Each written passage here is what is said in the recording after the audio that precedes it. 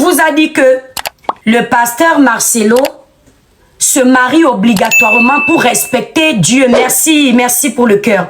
Pour respecter, merci pour le cœur. Nous avons les objectifs, vous mettez nos objectifs. Je vais donc vous montrer dans ce live que ce n'est pas vrai. C'est que les pasteurs l'ont appelé par derrière pour lui dire que ce que tu as gâté va réparer. Parce que toi-même, tu es pasteur comme nous. Donc, va arranger ça parce que ce n'est pas bon que les enfants de Dieu découvrent que nous-mêmes, on est dans la chair, la chair, la chair. Alors que tous les jours, merci Dieu pourvoyeur, alors que tous les jours, on prêche l'abstinence. On prend les enfants des gens, les filles d'autrui, on leur demande de ne jamais même toucher, seulement même avec le doigt avant le mariage. On prend les filles d'autrui, on leur dit que s'il n'y a pas l'homme, vous attendez, vous vous abstenez. Alors que nous-mêmes, nous sommes incapables de tenir 2 ans. Mais pourtant, les filles des gens s'abstiennent. Eux, ils ont déjà goûté les tontons partout, hein. Goûté toutes les filles, toutes les femmes qui n'ont pas épousé, là, elles vont rester comme ça. Après, ils vont venir les appeler les Ndjanjou. Ils vont maintenant aller épouser celles qui ont encore le bouchon fermé. C'est l'hôpital qui se fout de la charité. Un temps, leur sucette adulte-là a déjà défilé dans toute la planète. Si c'est pas l'hypocrisie, c'est quoi? On écoute le pasteur Marcelo. Bande d'hypocrites comme ça. Quelqu'un qui nous dit ici, nous ne parlons pas des sujets des autres pays, mais vous êtes toujours dans nos affaires. L'Africain est toujours comme ça. Je voulais dire une bêtise, le TikTok va croire que je suis raciste. L'Africain est toujours comme ça. C'est-à-dire qu'on t'a dit que l'Afrique, c'est une Africaine. Mais dans ton cerveau, avec la taille de pois chiche, toi, tu as maintenant cru que l'Afrique, ce sont les Afriques. Une Afrique, ça veut dire indivisible. C'est une seule, l'Afrique. L'Afrique. Ça veut dire que ce qui se passe dans ton pays, qui fait partie du continent, l'Afrique là, c'est mon problème. Ce qui se passe chez moi dans mon pays au Cameroun, c'est aussi ton problème. Parce que l'Afrique là, c'est comme ça. C'est une seule, l'Afrique. Donc, écoutez le pasteur Marcelo. Pasteur, notre pasteur d'amour. Illuminati, pardon. Je sais que vous êtes beaucoup versés dans mon live. Hein. Illuminati, je sais que vous êtes nombreux dans mon live. Ne bloquez pas mes vidéos. Ne bloquez pas mes lives. Feu du Saint-Esprit sur vous maintenant. Il faut connaître sexuellement son partenaire avant de l'épouser. Vous avez entendu?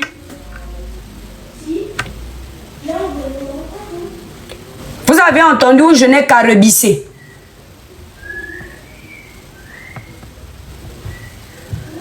Comment tu peux épouser une femme? Tu ne l'as pas goûté.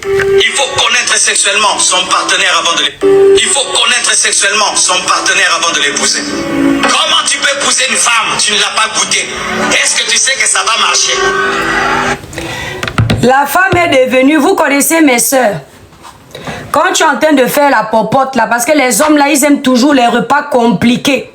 Quand ils te passent une commande de recette là, tu veux tellement bien faire que tu vas mettre tous les épices, tous les condiments, tous les morceaux de viande, tous les animaux de la jungle comme Coach Amon dit souvent. Pendant que tu es en train de tourner ça comme ça dans la marmite, tu goûtes. Si c'est bon, on est en train de faire à manger. Tu goûtes, non? Tu fais comme ça. Il a dit de goûter, hein? Le mépris de ça. Goûter. Donc là-bas, en bas, là, il y a un passage biblique qui a écrit que les tontons de la femme, c'est devenu la sauce. Les tontons de la femme, c'est devenu le bonbon sifflet que tu fais d'abord comme ça. Ou bien la glace que tu achètes là dans les fêtes foraines avec tes enfants, tu goûtes d'abord si la vanille est bonne. Donc c'est devenu la sauce qu'on cuisine souvent dans les cuisines. Tu fais comme ça. Quand tu vois que ça a trop de sel, tu fais. Ça, c'est ce qu'il dit, hein. Tu fais comme ça. Quand c'est bon, tu fais.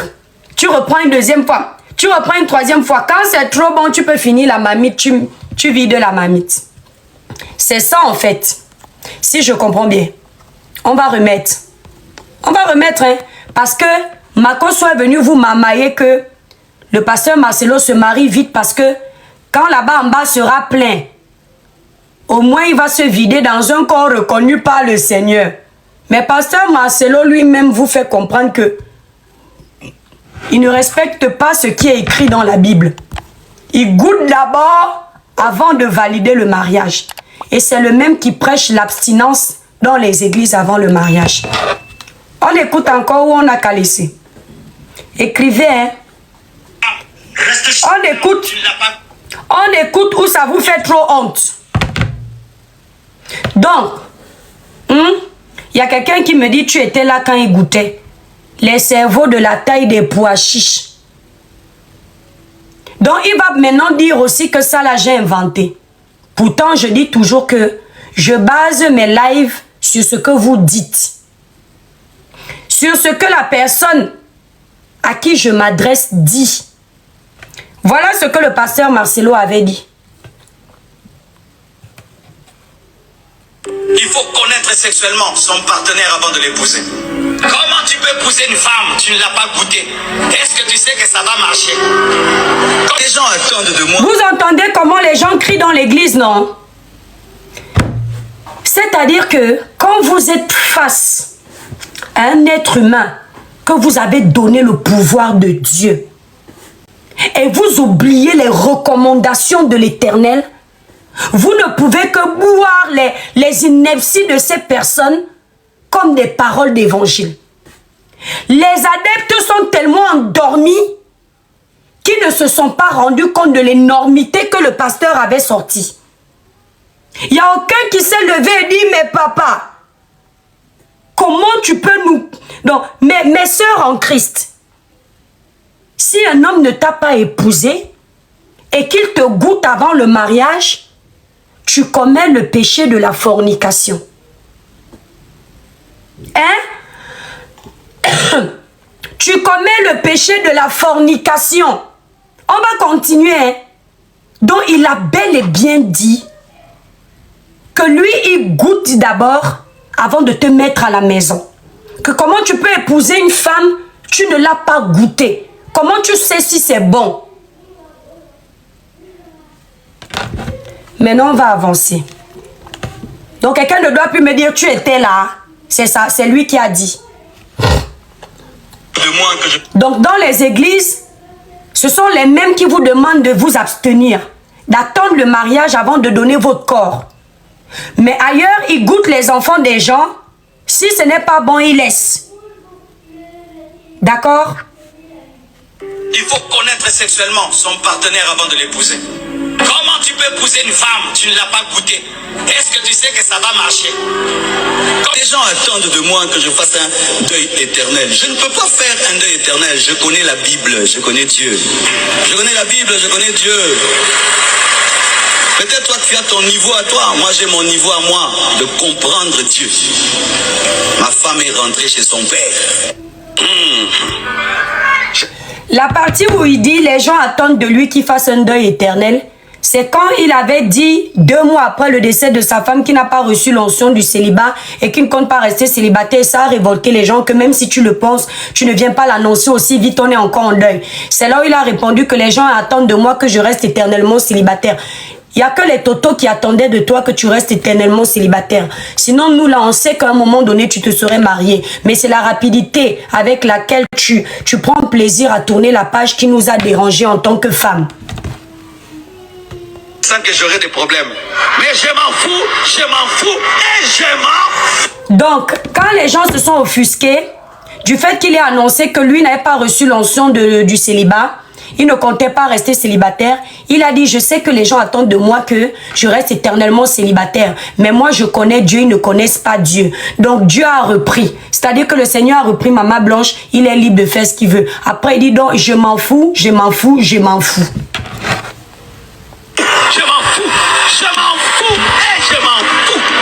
Et quand il dit, je m'en fous, hein, les fidèles dans les églises, il faut les voir là-bas. Bravo, pasteur. Oui. Entre-temps, eux-mêmes, ils sont perdus. Entre-temps, eux-mêmes, ils sont dépassés. Vous comprenez avec quoi? Entre-temps, eux-mêmes, ils ne sont pas d'accord. Mais comme ils sont pour eux face à Dieu, ils ont du mal à dire qu'on n'est pas d'accord. Parce que comme moi, je suis dans une église comme ça, j'entends les inepties comme ça. Je prends d'abord mes clics et mes claques et je dis, pasteur, bye bye, je vais aller réfléchir si je dois venir ici encore.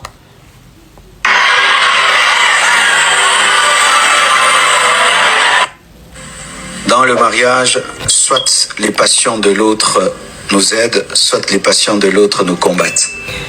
Dans le mariage, soit les passions de l'autre nous aident, soit les passions de l'autre nous combattent. Écoutez bien cette partie. Qu'est-ce que tu aimes vraiment?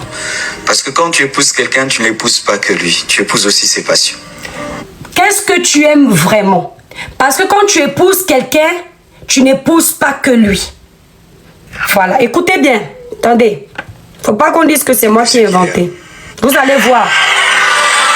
On va d'abord laisser passer.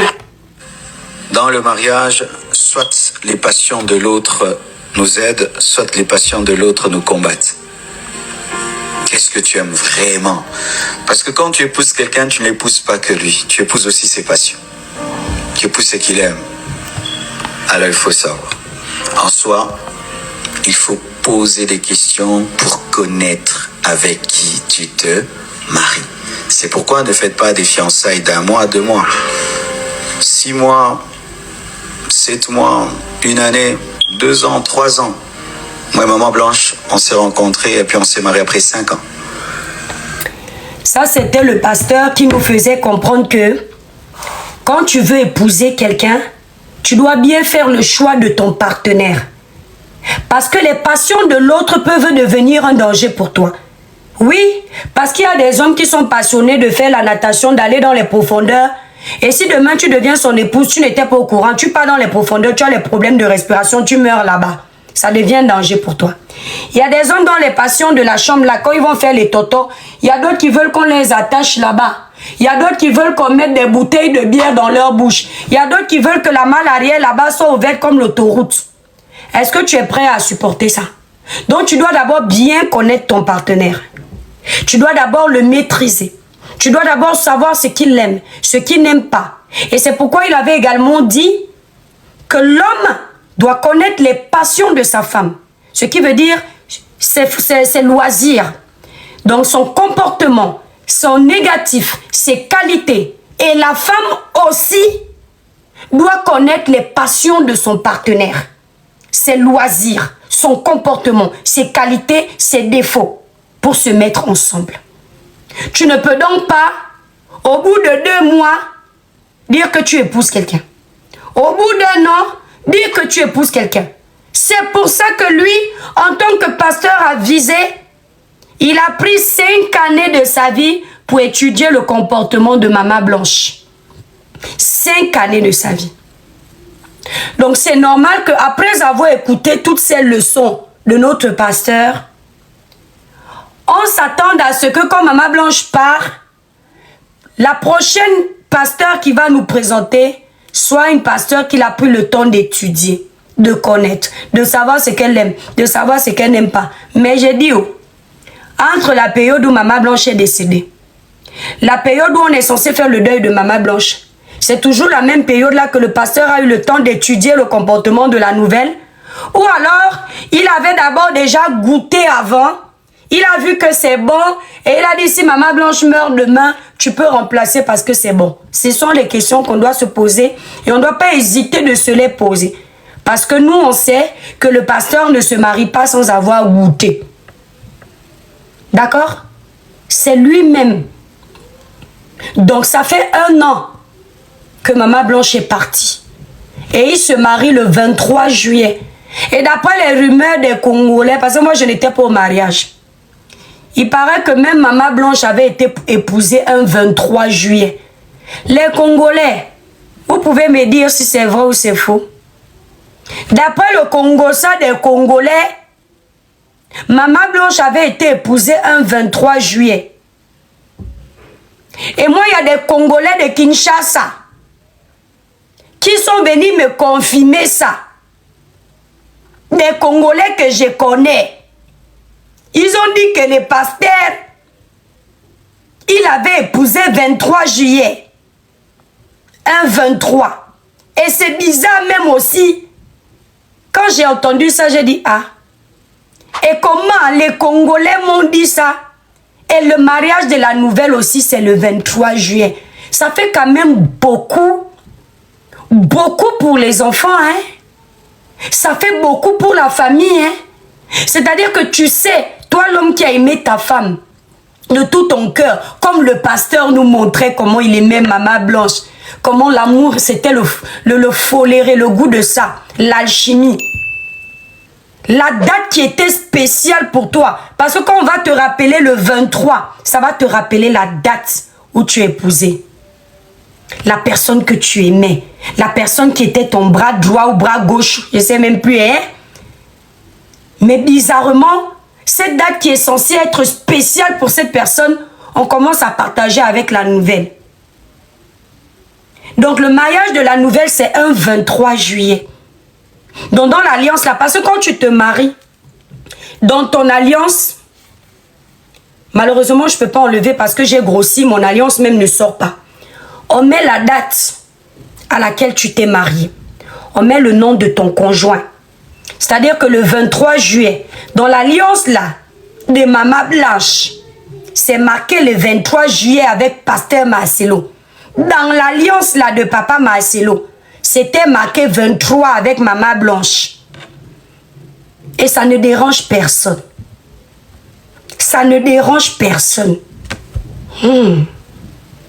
Si je suis l'enfant de mon père, et je sais que mon père, il avait épousé ma mère, un 23, même s'il me dit que c'est le Seigneur qui lui a dit d'épouser cette femme, je vais lui dire, mais le Seigneur aussi t'a donné la date de ton mariage. Papa, même si tu veux remplacer maman là, tu peux éviter de voler le chiffre de maman ou le nombre de maman 23 et laisser ça pour nous. Je vais trouver ça bizarre. Et si je suis de la famille de Maman Blanche, je vais entrer au champ pour enquêter sur le décès de ma soeur, ou de ma petite soeur, ou de mon enfant. Parce qu'on est en Afrique. Ce qui est sûr, c'est ça.